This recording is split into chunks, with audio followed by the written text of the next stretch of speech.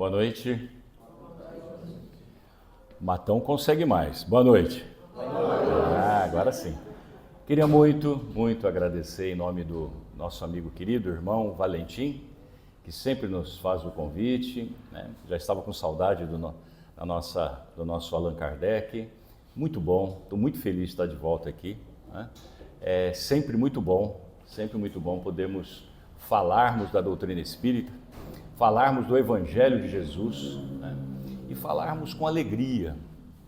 Falarmos com alegria porque as coisas, eu vinha para cá, né? Nós estamos aqui há 35 minutos, mas eu fiz o possível para usar 40 minutos. Vim bem devagarzinho, né? Vim pensando sozinho, né, dirigindo, vim pensando um pouco na vida, né? E a hora que eu estava chegando, encostei o carro, parei, fiquei ali meditando um pouquinho dentro do carro, mas o carro desligado, fechado, fica abafado, né? Falei, deixa eu descer. E eu fui descer, fui ao banheiro, lavei o rosto, lavei as mãos. Voltando, eu paro em frente à biblioteca de vocês. E aí, um dos amigos diz assim, o que servirá essa biblioteca para o futuro? Olha que coisa interessante.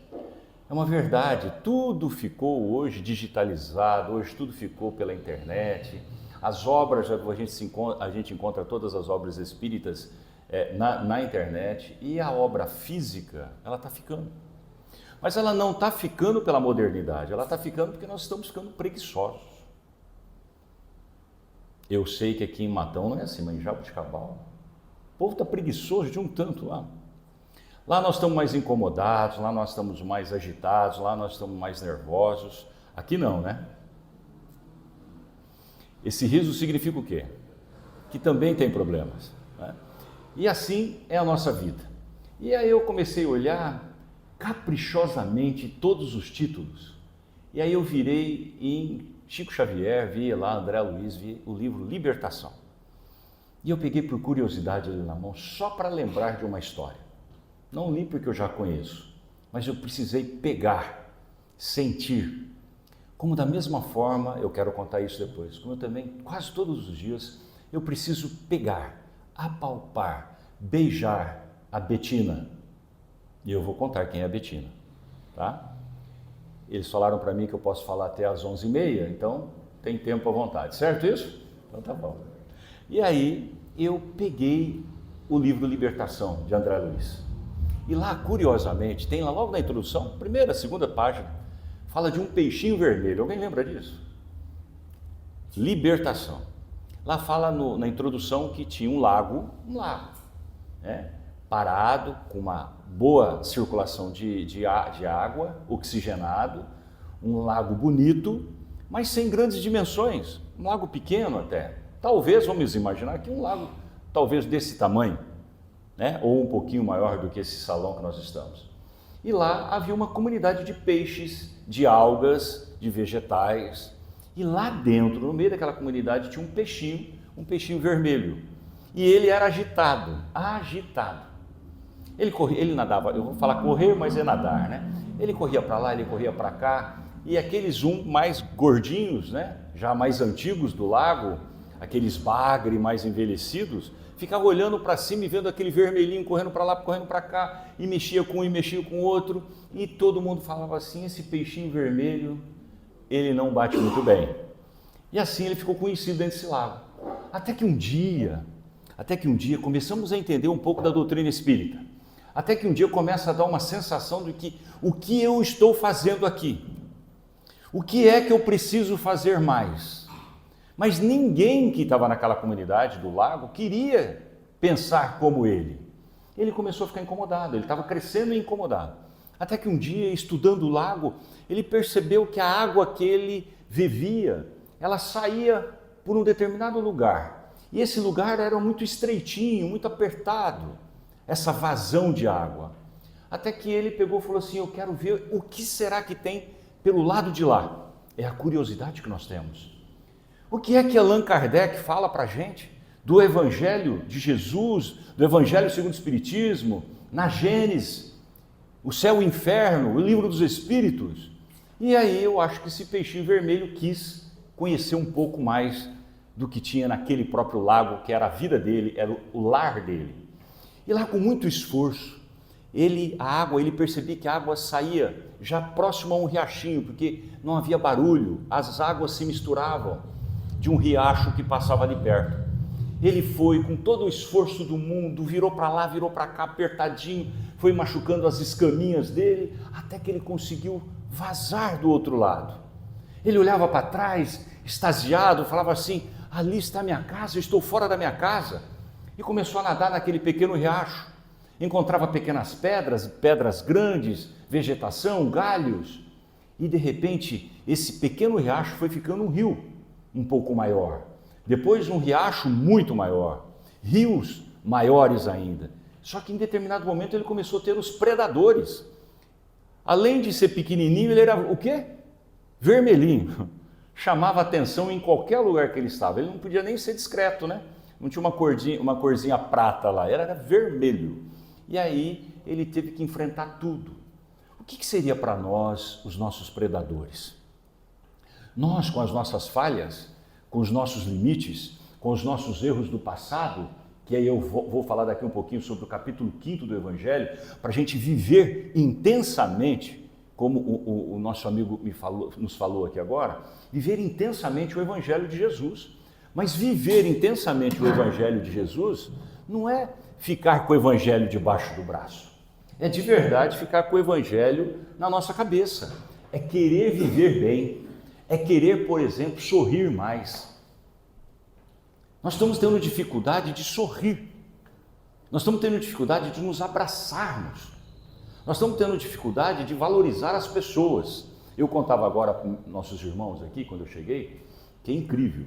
Hoje eu fui assistir o filme Dois Papas. Né? Me pediram para passar, já me falaram isso uma semana. Para quem não assistiu, pode assistir. Ora, mas você é espírita e está falando para assistir o filme de Dois Papas? Maravilhoso. Tem quem gosta, tem quem não gosta. Tá? E eu sou espírita há muitos anos e sou de berço católico. Para mim. Se alguém não concordar, me perdoe, tá? Peço perdão. Mas para mim, Papa Francisco foi um enviado de Deus. Não tenho dúvida disso. Vou abrir um parênteses aqui. Miramês, no livro Francisco de Assis, ele fala 200 anos depois de Jesus crucificado, 200 anos depois de Jesus crucificado, vieram para a Terra, mais precisamente na Itália, 200 espíritos de luz e foram reencarnando naquela famosa bota italiana, né?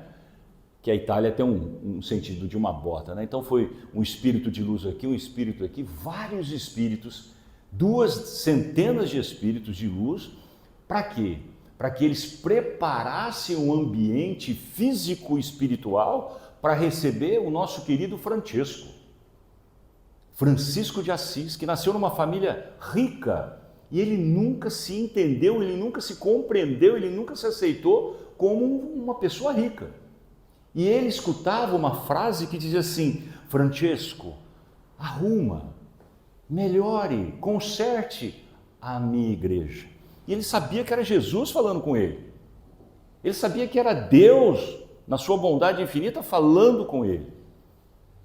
E ele queria melhorar a igreja, só que ele estava tentando melhorar a igreja física, né? Então, esses 200 espíritos que vieram para preparar o campo para um espírito como Francisco de Assis. Todo mundo sabe disso. E ele veio pregar o quê? A humildade, a simplicidade, o perdão. E para mim, o Papa Francisco foi um seguidor dessa lavra. E é muito bonito ver o filme, tá? Para entender um pouquinho o porquê que um bispo renunciou, porquê que ele foi escolhido, o diálogo maravilhoso. Mas eu estou falando isso para a gente lembrar que, primeira coisa, um dos grandes ensinamentos dele, ele não preconizou em nenhum momento, com toda a liderança mundial que ele tinha, ele nunca foi arrogante.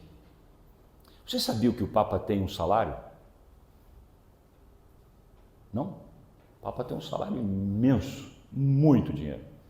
Ele não recebeu eu não sei, eu esqueci o nome da moeda deles, não é nem dólar nem real.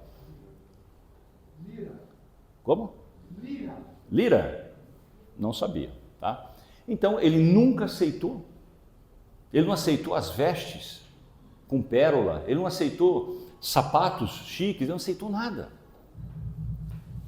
E se vocês vissem o testamento dele, é algo assim gritante, ele não deixa nada, ele não tem nada em lugar nenhum.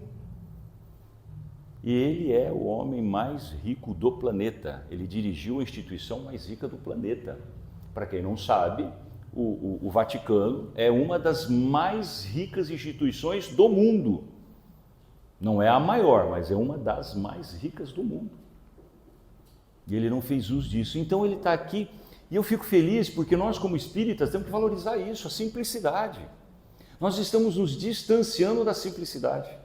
Eu assisti o filme, eu comecei só por esse motivo. Eu estava assistindo o filme, a minha sala fica aqui, eu ando, tenho uma copa, tenho um corredor e tem 3 quartos. No segundo quarto do meio estava meu filho, com seus 27 anos de idade. Eu assistindo o filme, sozinho. De repente, olha o celular acendeu uma luzinha. Eu vou dar uma olhada, meu filho. Pai, assim, assado. Eu parei, quase respondi. Quase. Pelo conforto, estou sentado, estou assistindo um filme, eu refleti, pausei o filme, pus o chinelo e fui até o quarto dele e falei, fala filho, o que você precisa? Nós estamos assim, nós não estamos almoçando mais juntos, nós não estamos mais tomando café juntos. Eu sei que aqui em Matão vocês conseguem, mas em Jabuticabal já não conseguem mais. O que eu falo tomar café? Não é pela cafeína do café, é pelo momento do prazer de você poder sentar junto, tomando uma xícara de café ou um copo de café, mas para poder prosear, para você poder conversar, para você olhar para uma pessoa e falar assim, como que foi seu dia? Como que você está, meu irmão? Quanto tempo que eu não vejo? Eu perguntei agora para ele num abraço rápido, como que está a sua família? A família é a essência, a família é a base. E já que a família é a base, lembrando, aí diz, para encerrar o assunto do Papa Francisco. Um dia perguntaram para ele por quê, e questionaram ele da própria igreja. Onde já se viu o Papa ser omisso ou ser compreensível com a homossexualidade? E ele dá um dos maiores exemplos, quando ele não julga e não aceita nunca que a igreja possa pré-julgar o homossexualismo, uma pessoa com a homossexualidade. Lindo! Quem somos nós, espíritas, para julgar um amigo, um irmão ou uma irmã que tenha o trabalho, a luta da homossexualidade? E aí ela arremata. Nós também não somos contra a mãe solteira, a criança que só tem a mãe, não tem o pai. Nós vamos batizar sim. E a igreja relutou muito, e reluta. Eu não sei se aqui tem disso, mas lá em Jabuticabal tem. Tem certos batismos que não se conseguem em Jabuticabal, nós vamos conseguir lá em Sertãozinho, lá em outra cidade. Não entendo o porquê disso. Tá? Mas o Papa deixou claro que a única luta maior que o catolicismo tem, que a igreja tem, é contra o aborto. E se uma mãe solteira traz um filho e a igreja rejeita e não batiza o filho de uma mãe solteira, então nós estamos induzindo a mãe a abortar. Maravilhosa resposta. Por isso que eu falo que ele foi um escolhido. É assim que eu acredito. Tá? E isso me faz bem.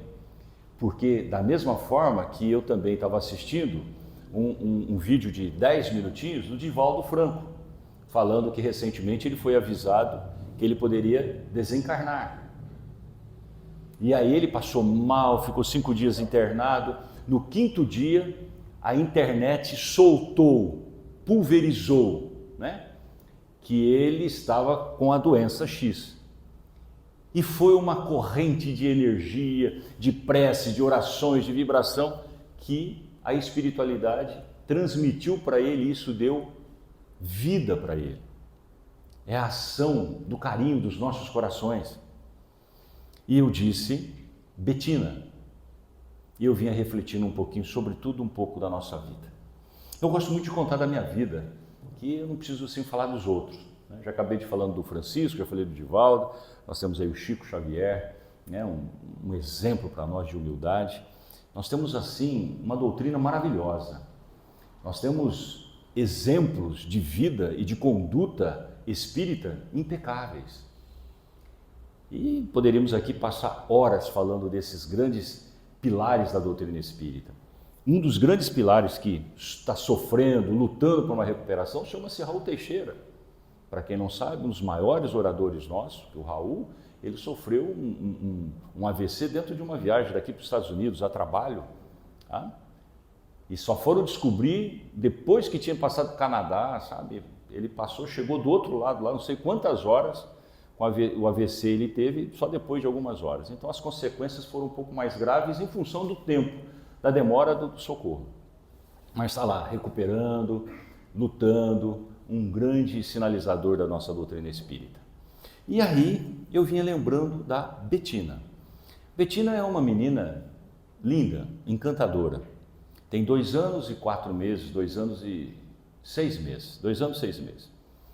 Quando ela nasce, a mãe com seus próximos aos seus 30 anos, ela é a primeira gravidez, o primeiro nenê, feliz. Quando nasce prematuro. A mãe é prematura de 6 meses e meio. A filha é prematura de 6. Incrível. Mãe nasceu de 6 meses e meio e a filha nasceu de 6 meses. Só que no nascimento teve um problema. E essa menina, Betina, nasceu com uma paralisia cerebral. E ficou internada nos primeiros 15 dias na UTI, entre a vida e a morte. Muito frágil, muito pequenininha. E foi recuperando. Mas quando ela nasce, a família não sabia que ela tinha paralisia cerebral. Ela nasceu prematura, era a única coisa que nós sabíamos. E aí, os dias foram passando. Ela sai da UTI e vai para a incubadora. E lá, hospitalizada. Mais de 30 dias no hospital. Até que um dia, a mãe desce do elevador em prantos. Nada parava. Para quem não sabe, essa mãe que desceu é minha filha, né? Não sei se eu já tinha falado. E aí eu olhava para a Bruna e eu chorava junto. Falei assim, perdemos a netinha. Era tanto choro que eu achei que nós tínhamos perdido a menina. Eu chorava, abraçava, as lágrimas parecia uma correnteza de tanta dor na face dela, do rosto dela. Eu não sabia o que falar. Até que em determinado momento, depois de quase 5 minutos chorando, copiosamente, falei, filha, o que está acontecendo? Pai, a médica disse que a Betina nasceu com paralisia cerebral, grau 4, nível 4, é o mais grave. Falei, calma, filha, vamos confiar. E aí se foi. E logo, depois de 2 meses, vai para casa, bem pequenininha, muito pequena, e vai começando devagarzinho. Uma luta, terapia aqui, São Paulo, Ribeirão Preto, todas as alternativas de tratamento, até que agora, há 6 meses atrás, a gente está vivendo o seguinte momento com ela. Ela não senta, ela não anda, ela não fala. E aí, deitadinha, muitas vezes a gente tem que achar uma cadeira que a acomode para que ela fique em pé. Ainda ela não tem força total na cabeça, mas nós estamos vivendo isso. E eu quero compartilhar para passar por um capítulo do Evangelho. Betina, vamos falar o alfabeto? Ela. A. B. C. T. E. Com 2 anos e meio ela começa a falar, ela começa a demonstrar que a paralisia não é nível 4. Ela está conseguindo já superar os seus limites. A gente fica um pouco emocionado, né, porque é neta. E aí tem o capítulo 5º do Evangelho. Capítulo 4º do Evangelho, ele é especial. E tem um tópico lá que é o que mais me toca, capítulo 4º do Evangelho. Quando se fala da pluralidade das nossas existências. Que essa pluralidade, ela dá consistência à família. E quando se trata da unicidade de vidas, quando aquelas pessoas que não acreditam na reencarnação, aí não tem motivo, não tem família, não tem laços de família. Nós vamos para o capítulo 5º do Evangelho, bem-aventurados os aflitos. Dá para entender um pouco a aflição da Bruna, minha filha? Dá, né? É muita aflição, é muita angústia, é muita dor, é muita insegurança.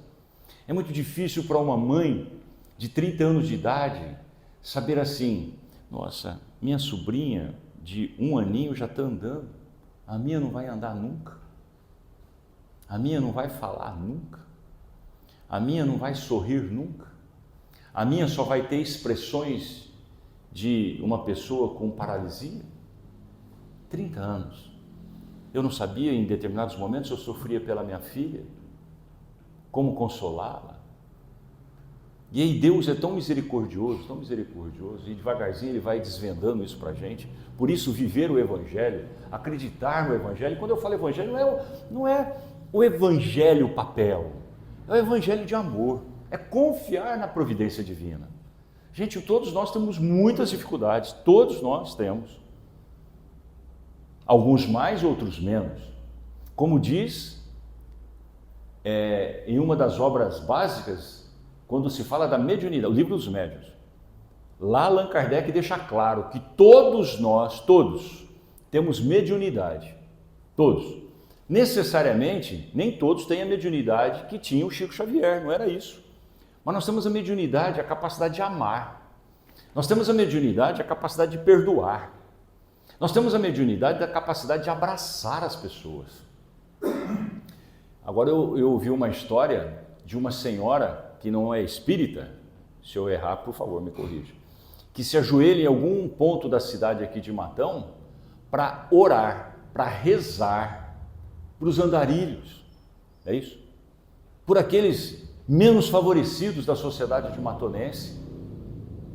E nós, espíritas, com essa doutrina linda, libertadora, nós estamos esquecendo de orar, fazer preces pelos nossos. E aí eu vinha feliz por esses 30 quilômetros, 40 quilômetros que nós temos aí que nos separam. Eu vinha lembrando muito da Betina e do Evangelho de Jesus. Capítulo 5º do Evangelho. Bem-aventurados os aflitos. E às vezes eu fiquei muito aflito, porque eu olhava a Betina com aqueles espasmos que ela tinha de contrações, espasmos de contrações. Ela não consegue pegar nada, ela tem espasmos. E devagarzinho esses espasmos eles estão diminuindo.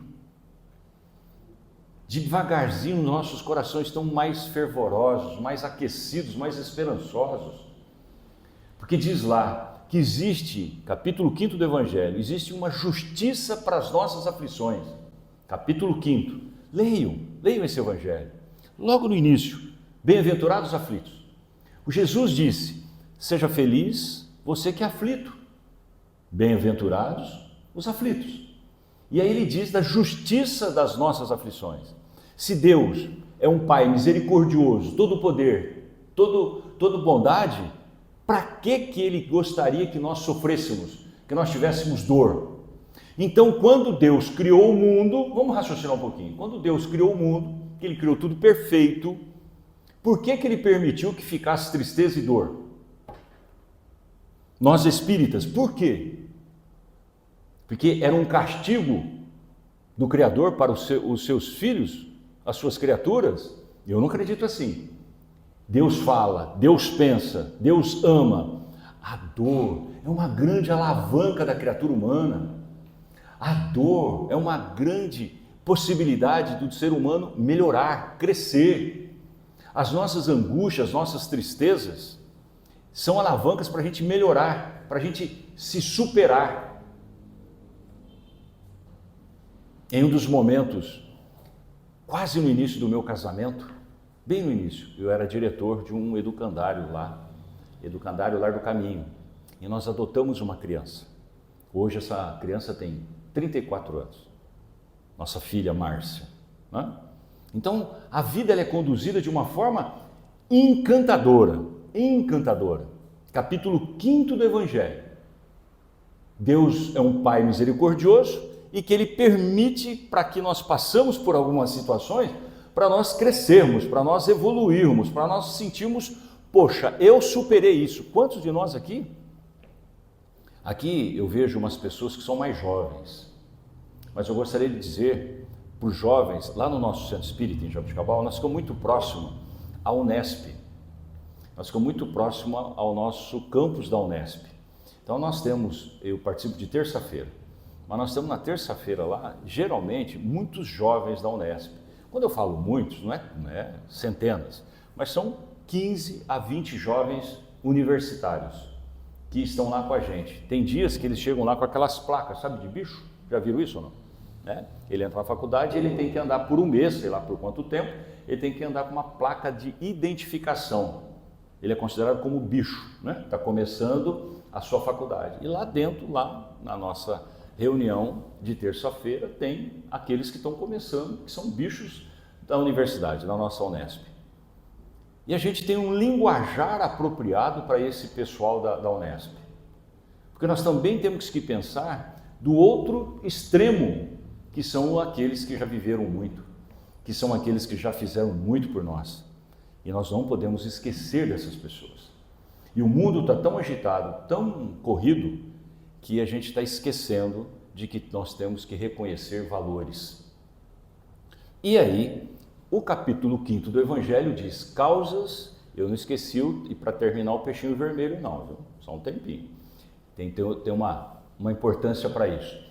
E aí no capítulo 5 do Evangelho, após a justiça das nossas aflições, nós temos as causas atuais das nossas aflições. Essa é muito simples. Tem muitas pessoas que sofrem pelo egoísmo, pela arrogância, pela prepotência, pela ambição. Aí sofrem as consequências. Você quer aquilo que não é seu, você cobiça aquilo que não te faz bem, você come exageradamente sabendo que não pode comer.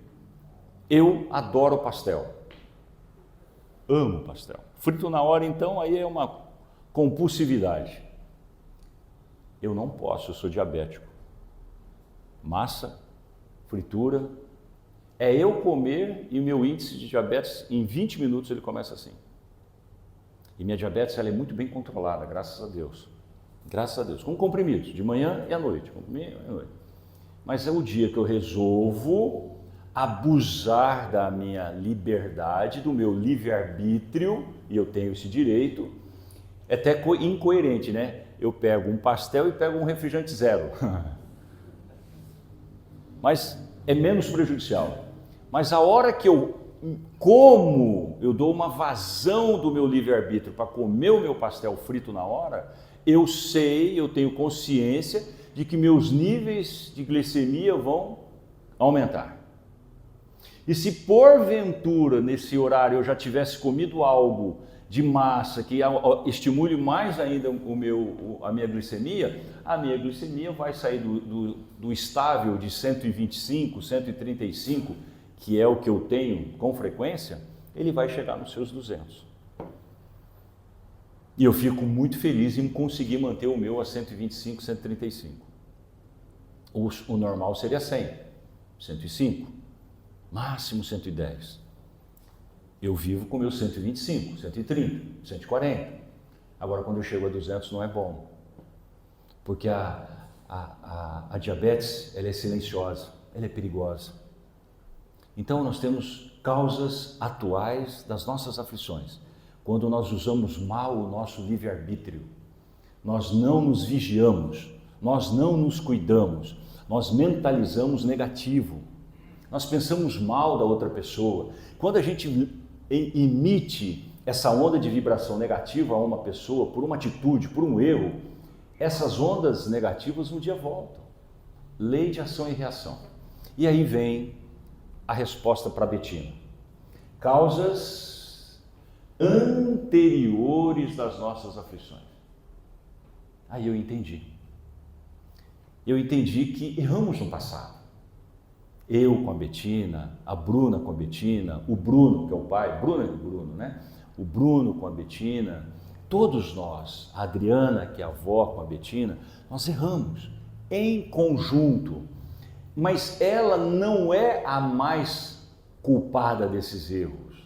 Ela vem talvez sedada com algumas coisas para desenvolver a capacidade nossa de amá-la mais, de protegê-la mais, de orientá-la mais, de dar mais amor para ela, fazendo com que a família se una mais. Causas anteriores das nossas aflições. Em Jabuticabal tem uma menina, hoje mulher, com seus quase 35 anos de idade. Ela nasceu, porque tem crianças que nascem com hidrocefalia, nascem com paralisia cerebral, né? Nascem com outros tipos de paralisia, e essa mulher nasceu cega, o que muitos nascem. Só que dela teve mais um agravante. Ela nasceu sem a órbita ocular. Não é que ela nasceu cega, ela nasceu sem o olho.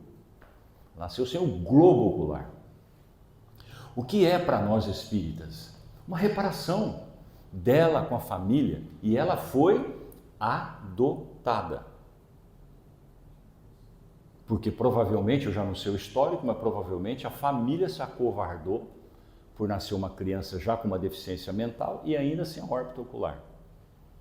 Vai, entrega ela no orfanato, e aí vem uma família e a adota, para doar amor há mais de 30 anos para essa pessoa, que canta, que fala da forma que ela precisa falar, que ama da forma que ela precisa amar. Essa é a vida, esse é o Evangelho de Jesus. É assim que nós temos que viver, agradecer, sempre agradecer a Deus a tudo, as coisas boas e as coisas ruins. Ô louco, olha, como assim? Eu sei que aqui vocês só agradecem as coisas boas, né? Ruim não tem. Às vezes lá em Jabuticabal tem coisas ruins, coisas tristes, que nos incomodam, que nos magoam, que nos levam às lágrimas. E aí quando as lágrimas descem, rosto abaixo, é o momento a gente falar assim: muito obrigado, meu Pai, me dê forças para superar isso.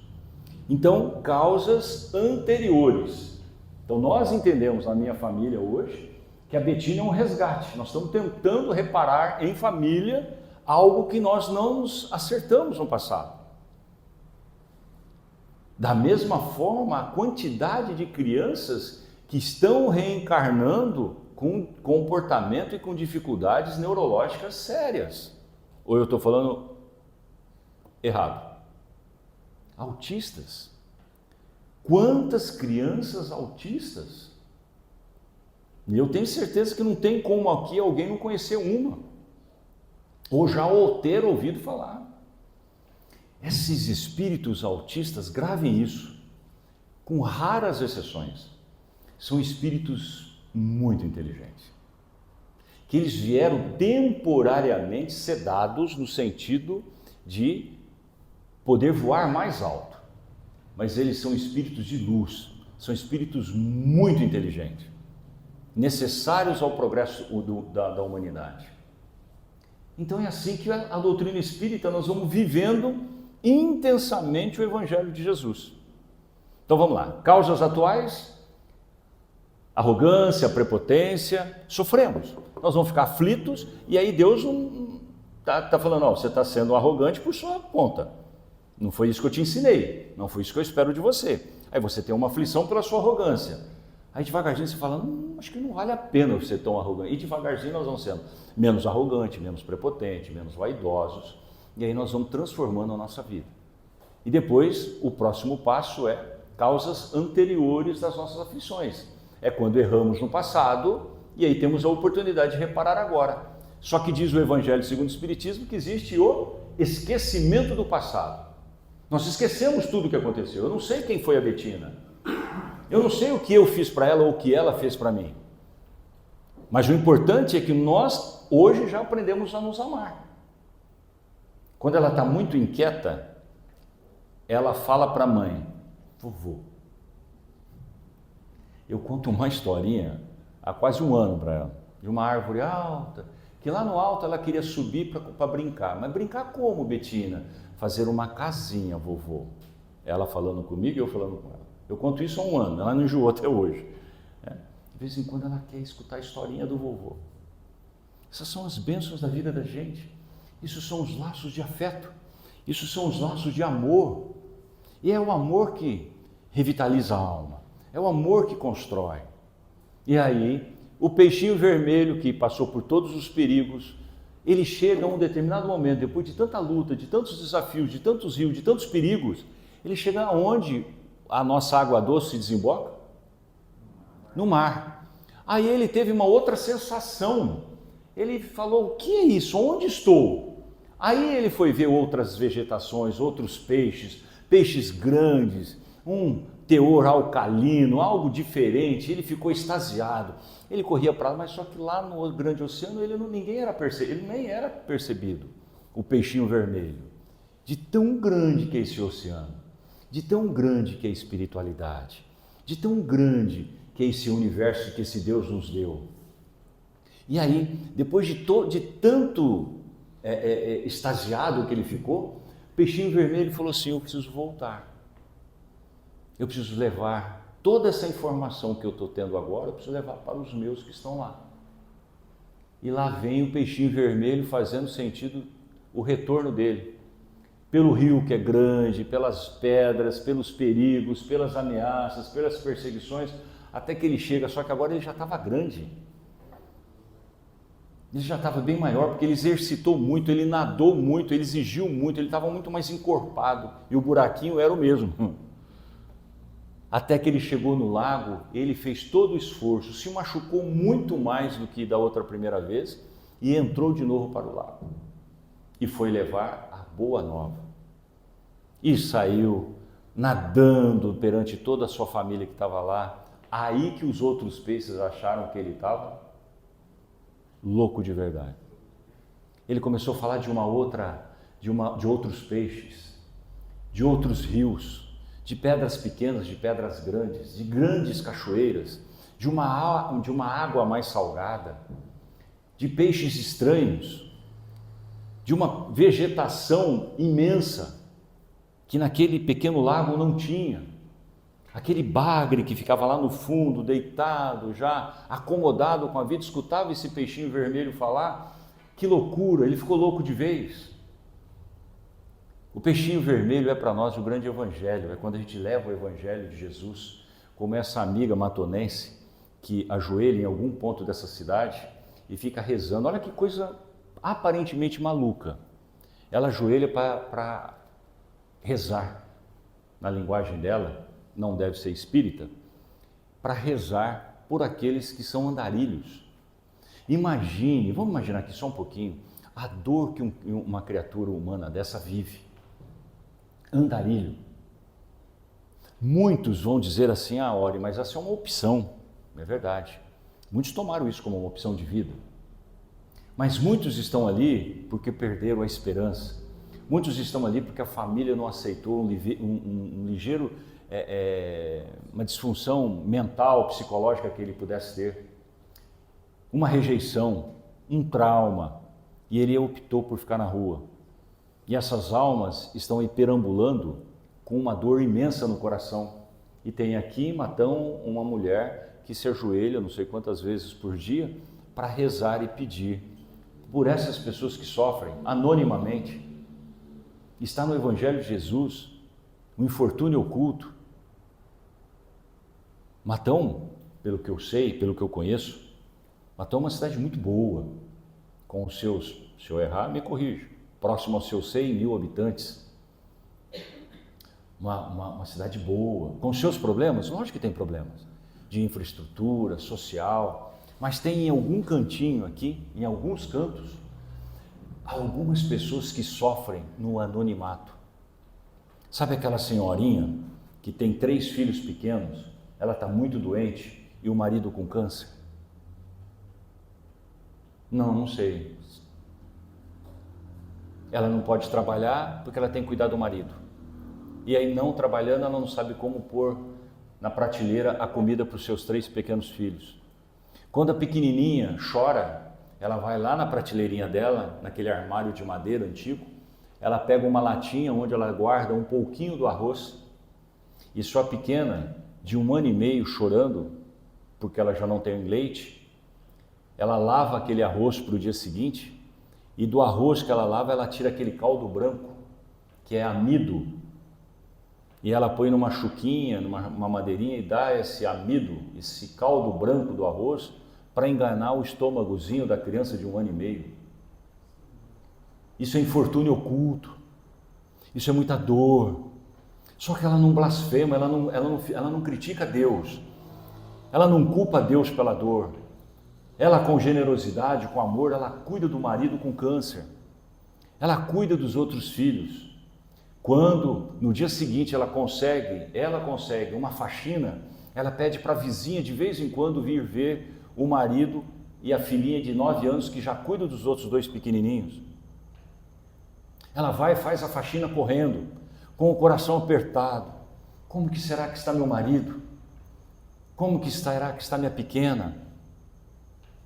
Mas ela precisa trabalhar para no final do dia ela ganhar seus R$ 95 e mais um pequeno passe de transporte, que ela vende esse passe no primeiro supermercado, na primeira padaria que ela passa.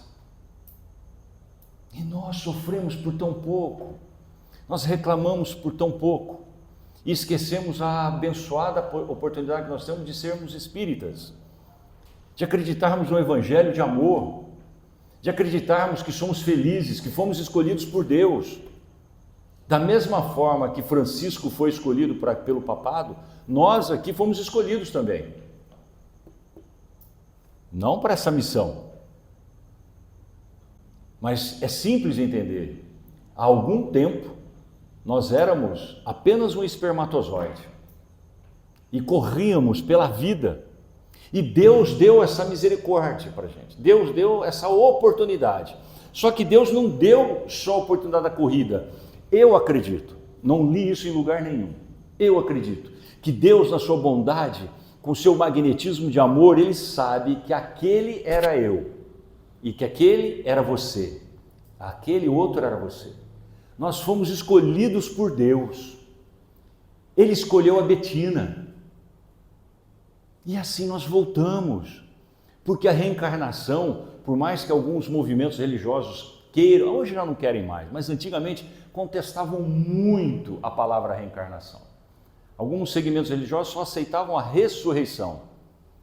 E graças a Deus nós espíritas nunca saímos com uma bandeira escrita reencarnação. Nós devagarzinho fomos acreditando na reencarnação. Nós fomos acreditando nesse retorno da Betina. Nós fomos acreditando no retorno da criança com hidrocefalia. Nós fomos acreditando no reencontro de almas. Nós fomos acreditando no reencontro daqueles filhos que vieram de 2, de 3 que nós tivemos, todos, uma mãe amorosa, um pai educado, disciplinado, e no meio daquela prole de 2 ou 3 tem um que é o oposto de todos. É para aglutinar família, é para unir esforços, é para a gente aprender a amar, a respeitar. Esse é o Evangelho libertador de Jesus. Então nós somos pessoas privilegiadas por termos uma doutrina espírita com liberdade. A nossa Casa Máter, falava isso agora há pouco, já para encerrar. Nossa Casa Máter em Jaboticabal, nosso Caridade e Fé, ele vai comemorar daqui 3 anos, 120 anos de existência. Talvez uma das instituições, mais antigas aqui da nossa região. E nós temos, lá naquela época, eu não sei aqui, mas vocês estiveram aqui, Caibar Schutel. Olha que bênção, que luz. Você conheceu um pouco da história do Clarim, daqui de vocês. E lá nós tivemos, entre outros, nós tivemos um chamado Aníbal Lopes. Ele doou a vida dele, ele não casou, ele foi bancário. O Aníbal era conhecido como o senhorzinho da bicicleta. Ele saía do Banespa, ia pedalando para o Centro Espírita Caridade e Fé. cuidou do centro lá nos idos de 1900 e bolinha, ele cuidou por mais de 30 anos. E hoje está difícil para a gente achar uma diretoria para o nosso Centro Espírita Allan Kardec. Está difícil. Está difícil por quê? Porque a gente não está querendo assumir os compromissos. Nós queremos vir ao centro para que alguém dê um passe na gente, para voltar um pouquinho melhor para casa. Ou então a gente diz assim, lá em casa, ô mulher, vai lá, toma um passe e vê se vem para cá mais calmo, hein? Aqui eu sei que vocês não têm isso, mas lá em Jabuticabal tem bastante disso. A gente quer sempre jogar a culpa no outro. Nós queremos sempre que as outras pessoas façam as coisas para nós. Mas chegou o momento da gente realmente romper com isso. Que possamos viver com o Evangelho de Jesus, mas acreditar nesse Evangelho vivo, acreditar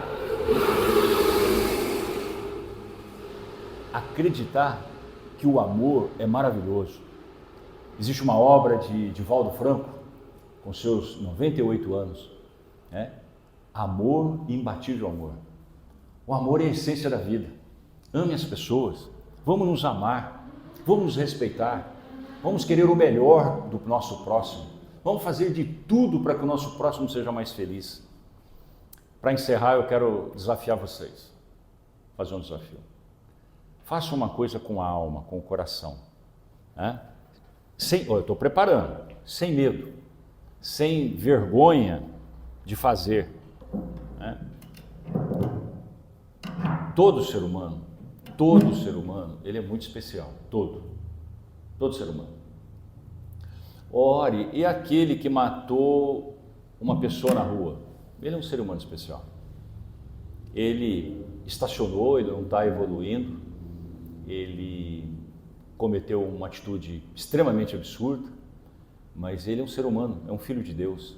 Um dia, ele vai atingir a evolução também. Alguém desconfia disso? Alguém duvida disso? Mas olha, ele matou um ser humano, Ele estacionou. A evolução dele parou.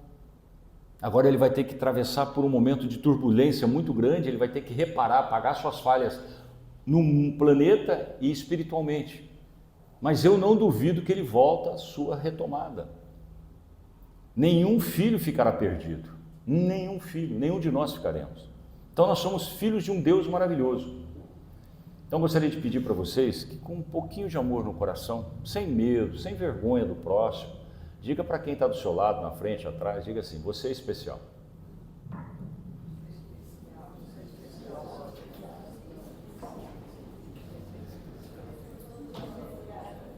É especial.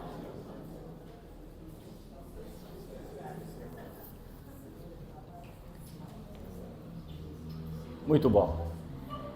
Por que isso? Para finalizar. Aqui não acontece, mas lá em Jabuticabal, quando eu faço isso, tem uma meia dúzia, fica duro, começa a subir um vermelhão no rosto de medo. A pessoa fala assim, será que alguém vai falar isso para mim? Será que eu vou ter que falar isso para os outros? Não tenho medo de falar para as pessoas que é da tua família, das pessoas que você ama, que é do teu centro espírita, não tenha medo. Você é um amigo querido, você é especial, você é importante para mim. Tem filhos de 27 anos de idade, que está lá no quarto mandando mensagem. Se eu não for lá falar para ele, você é especial, ele não fala para mim. Não que ele não sinta, não fala. É uma nova geração. Eu encontro ele na rua, agora na rua não, no corredor, ele vem vindo e o corredor tem apenas 1,20 m. Eu miro ele, ele vê que eu estou mirando ele, ele muda. Ele muda, eu mudo. Aí ele muda. Não deixo ele escapar. A hora que eu paro no corredor, eu falo, me dá um abraço. Ele começa assim, vai começar? Como está difícil de dar um abraço. Um abraço. Então cultive isso, viu? A todos vocês do Allan Kardec, que eu quero só pelo menos deixar essa mensagem. Um abraço, ele é um remédio maravilhoso. Uma frase de amor e de respeito ao seu próximo, ela é remédio, ela é luz. Leve luz para as pessoas que você ama. Ao chegar em casa, dê um beijo no seu filho, dê um beijo no seu marido, tá? Abrace sua esposa. Lá em Jabuticabal é mais complicado, né? Quando você chega, a mulher vai falar isso, o marido grosseirão fala assim, o que você quer? Aqui não é assim, né? Queridos amigos do nosso Allan Kardec, muito obrigado pelo carinho. Que Deus os abençoe, que Deus os ilumine, que nós nunca percamos a capacidade de agradecer as nossas mãos. Eu vejo a Betina que não consegue segurar nada em suas mãos por enquanto. Agradeçamos a capacidade de acenar a um amigo, ensinar nas escolas, fazer leis. Quantos estão amputados, aleijados, deformados? Muito obrigado, Senhor, pelos nossos pés, que pôde vir dirigindo de Jaboticabal até aqui, descer do carro, vir abraçar vocês. Muito obrigado, Senhor, pela voz, que pode falar do Evangelho, que pode falar de esperança. Muito obrigado, Senhor, pela audição, que posso ouvir um amigo a chamar, um passarinho a cantarolar, a chuva esses dias a cair no meu telhado. Muito obrigado, Senhor, porque ainda posso sonhar, posso amar. Muito obrigado, Senhor, por tantas coisas. Muito obrigado, Senhor, por nós termos tão pouco a te pedir, mas muito a te agradecer. Muito obrigado, Senhor, pela nossa casa espírita. Muito obrigado, Senhor, pelo nosso ideal espírita, que fala simplesmente de amor, de perdão e de respeito. Que Deus os abençoe.